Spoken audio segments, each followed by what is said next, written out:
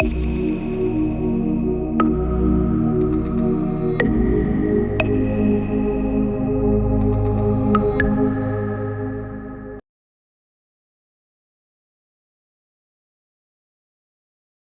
Students, आज हम बात करने वाले हैं हमारे सेकंड सैटेलाइट के बारे में, जिसका नाम है ओशियन सेट। इसके पहले हमने नोआ सैटेलाइट के बारे में बात की थी, जिसमें हमने देखा था कि कैसे वो हमको ओशियन की इंफॉर्मेशन देगा। अब ये जो ओशियन सेट है, ये कैसी है? ये एक इंडियन सैटेलाइट है। तो अब हम देखेंगे कि ये ओशियन सेट 2 जो है, ओशियन सेट 1 और ओशियन सेट 2, ये किस बेसिस पे, क्या प्रिंसिपल पे काम करती है और इसमें कौन-कौन से कंपोनेंट्स होते हैं और इसका यूज़ किस तरीके से, इसके जो इमेजेस वगैरह हमें मिलेगी, उसका हम किस तरीके से यूज़ करेंगे। तो जो ओशियन सेट 2 सैटेलाइट है, वो जो मेनली डिजाइन हुई है, वो इसीलिए डिजाइन हुई है ताकि हम क्या कर सके, ओशियन के कलर की मॉनिटरिंग कर सके। ठीक है। और ओशियन के कलर की मॉनिटरिंग के साथ साथ हमको और क्या क्या पता चलेगा। देखिए, जब ओशियन सेट 1 बना था, तो जो ओशियन सेट 1 बना था, वो मेनली क्या करता था, कलर की स्टडी करता था। बट जब हम ओशियन सेट 2 की बात करते हैं, तो जो वो 2 है, वो क्या करेगा, वो सरफेस की विंड वेलोसिटी का भी पता करेगा कि ओशियन के सरफेस पे कितनी विंड वेलोसिटी है। इसके अलावा जो ओशियन का सरफेस है, उसका स्ट्रेटा कैसा है, मतलब उसका सरफेस कैसा है, उसकी हाइट्स कैसी है, कहाँ पे टाइड ज्यादा है, कहाँ पे टाइड्स कम है। वहीं पे हम क्या क्या देख सकते हैं, तो हम क्लोरोफिल का ऑब्जर्वेशन कर सकते हैं कि क्लोरोफिल का कंटेंट कहाँ पे ज्यादा है, कहाँ पे कम है।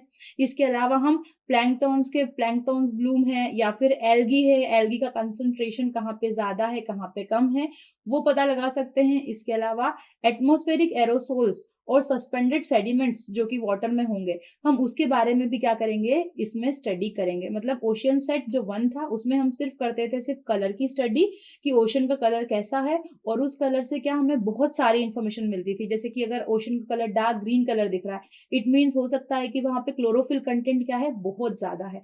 क्लोरोफिल कंटेंट ज्यादा है, और वहां पे क्लोरोफिल किस फॉर्म में होगा, हो सकता है वहां पे एल्गी बहुत ज्यादा हो, या फिर वहां पे कोई प्लैंक्टॉन्स बहुत ज्यादा हो। तो इस प्लैंक्टॉन्स और एल्गी के कारण होगा क्या, जो वहां के नेचुरल क्रिएचर्स हैं, जो फिशेस वगैरह हैं, जो वेल हैं, वहां पे जितने भी क्रिएचर्स हैं, उनको क्या होगा, उनको जो पर्टिकुलर ऑक्सीजन मिलने वाली थी, वो ऑक्सीजन उनको नहीं मिलेगी। और हो सकता है इसके कारण क्या हो जाए वहां पे, मतलब उनकी बहुत ज्यादा संख्या में हो सकता है डेथ हो जाए, because of lesser oxygen.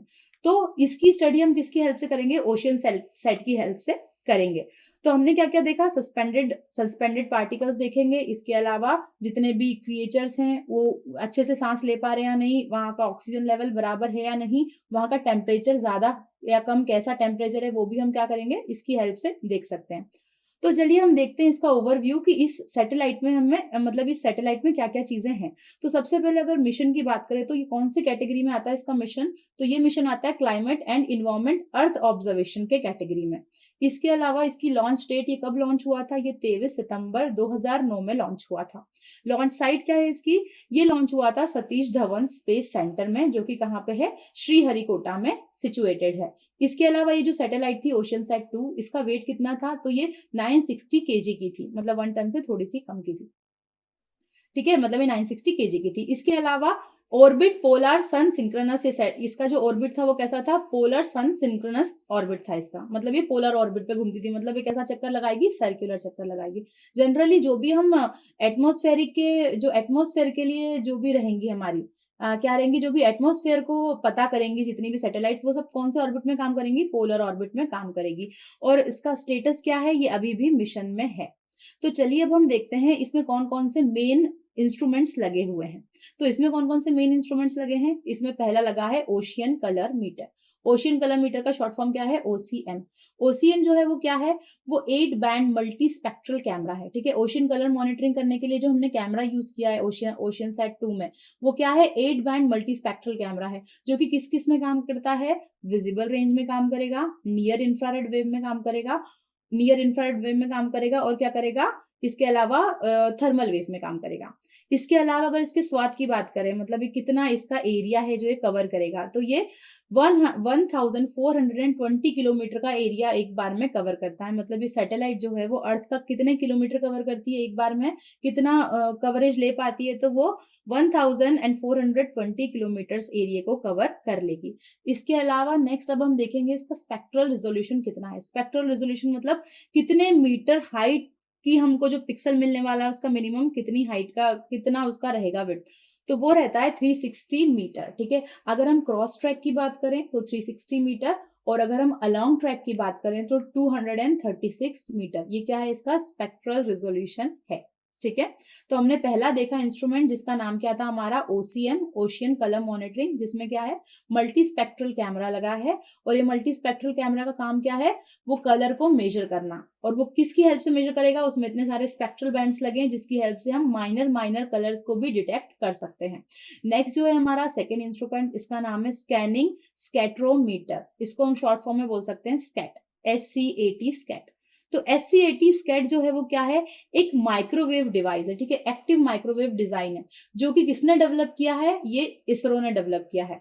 ISRO ने जो इसको डेवलप किया है, इसका काम क्या होगा, अब ये देखिए ये एक्टिव माइक्रोवेव डिवाइस है। एक्टिव माइक्रोवेव मतलब कि देखिए पहला जो हमने लगाया था सेंसर, वो सेंसर कैसा है, वो पैसिव है, मतलब वो सनलाइट को लेगा, सनलाइट के रिफ्लेक्शन की हेल्प से हमको क्या देगा, इमेजेस देगा। साथ साथ में हमने इसमें एक एक्टिव सेंसर भी लगाया है, एक्टिव माइक्रोवेव सेंसर, जिसकी हेल्प से हम ओशन की तब भी स्टडी कर सकते हैं जब हमको पर्टिकुलरली सनलाइट अवेलेबल ना हो।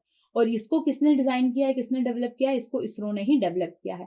तो ये जो स्कैनिंग, ये जो है ये कितना एरिया कवर करेगा, जैसे हमारा ओसीएम था वो 1420 किलोमीटर्स एरिया को कवर कर रहा था, वहीं पे अगर स्कैट है तो स्कैट कितना कवर करेगा, ये 1400 किलोमीटर को कवर करेगा। मतलब ऑलमोस्ट दोनों जो है वो सेम एरिया कवर करने वाले हैं। मतलब ये जो सेंसर्स होंगे वो साथ साथ में लगे होंगे और दोनों ही ऑलमोस्ट क्या कर रहे होंगे, सेम एरिया को कैप्चर कर रहे होंगे। अब इसका जो रिजोल्यूशन है वो कितना है, तो इसका रिजोल्यूशन है 50 kilometre into 50 kilometre, 50 kilometre square क्या है इसका रिजोल्यूशन है। जैसे कि आप ये इमेज देख सकते हैं, ये जो इमेज है ये क्या है, ये ओशन सेट 2 से ली गई है, जो कि कहाँ की इमेज है, ये रिवर डेल्टा की इमेज है, जो कि बे ऑफ बंगाल से ली गई है। इसके अलावा जब आप नेक्स्ट इमेज देखेंगे तो इसमें आपको दिखेगा कि क्लोरोफिल का डिस्ट्रीब्यूशन किस तरीके से दिया हुआ है। जो फर्स्ट इमेज है उसमें आपको दिखेगा कलर्स के बारे में, ठीक है, और जो सेकंड है उसमें आपको दिख रहा है कि कलर का डिस्ट्रीब्यूशन कैसे हुआ है। तो ये जो लिया है हमने, ये OCM2 की हेल्प से लिया है। अब हम नेक्स्ट क्लास में देखेंगे एक और सैटेलाइट के बारे में जिसका नाम है सरल। Thank you.